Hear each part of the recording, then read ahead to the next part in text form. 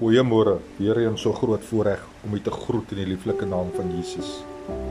Ag, dit is so wonderlik en ek eer die Here vanoggend en ek prys hom vir die lieflike reën wat hier in ons area in die Oos-Kaap in Kariga uit en nagval, en mag ons al die eer en die lof vir die Here toeëien.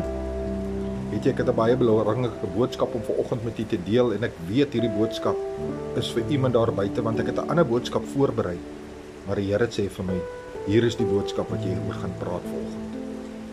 En ek praat 'n bietjie harder vanoggend sodat met die reën wat daar buite val, dat dit nie die woorde belemmer wat moet uitgaan nie. Die opskrif van hierdie boodskap is dan, laat dit gaan. En wie sal seker nou wonder, wat beteken dit nou? Weet jy, Matteus 18 vers 20 en 21 is Petrus aan die woord. En hy kom na hierdie Here toe en hy sê vir die Here, Here, hoeveel keer moet ek my broer of my vriend of my kennis of wie ook al, ander mense, hoeveel keer moet ek hulle vergewe?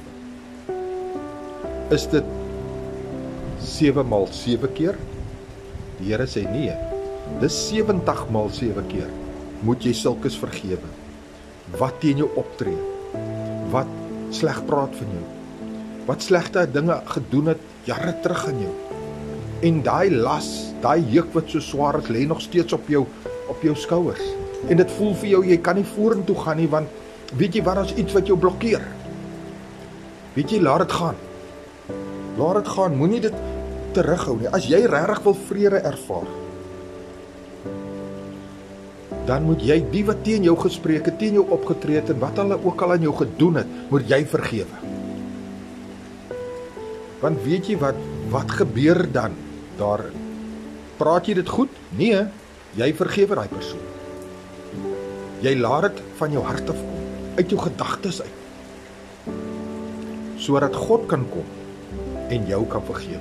Matteus 6 vers 14. Weet jy, en wanneer dit gebeur, mede broer en suster, kennis, vriende in die Here, dan is dit asof daar vrede in jou beginne heers. Jy's meer gehoorsaam aan die woord van die Here. Jou geloof kom uit 'n plek uit. Romeine 10 vers 17 sê, geloof kom uit gehoor uit en gehoor kom uit die woord van God. So weer eens moet ons gehoorsaam wees aan die woord van God, wanneer ons vergewe. En dit moet herhaaldelik gebeur. As daai persoon weet en jou optree, vergewe hom of haar weer. As jy hom dalk sien in die dorp, en jy voel, maar hy het so baie verkeerd gedoen, hy of sy aan jou gedoen, weet jy, spreek hulle vry. Spreek hulle vry, sodat die Here jou kan vryspreek, vir die dinge wat jy in jou lewe gedoen het. En as daar vanoggend dinge is wat die Gees van God nou in jou opwek, wat jy nog nie om vergifnis voor gevra het nie, weet jy, gaan na jou binnekamer toe, maak die deur agter jou toe, soek 'n stil plek, val voor God, en vra hom om vergifnis. Noem die dinge op, maak 'n lysie as jy moet.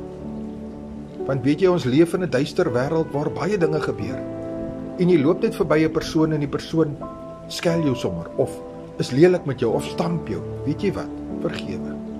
Dis nie jou plek om te oordeel nie, die Here sal oordeel. En hy gaan in sy tyd, gaan hy doen wat hy moet doen, en wat hy gaan doen. Weet jy, kom ons ervaar die wonderwerk van Christus Jesus, deur om ander te vergewe, sodat God ons kan vergewe.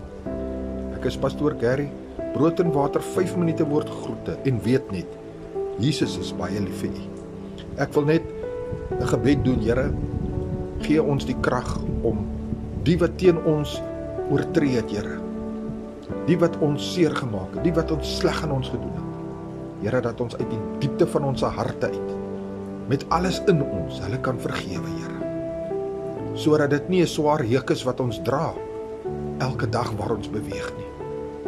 Maar Here, dat ons dit verruil vir die ligte juk van Christus Jesus, ons Here.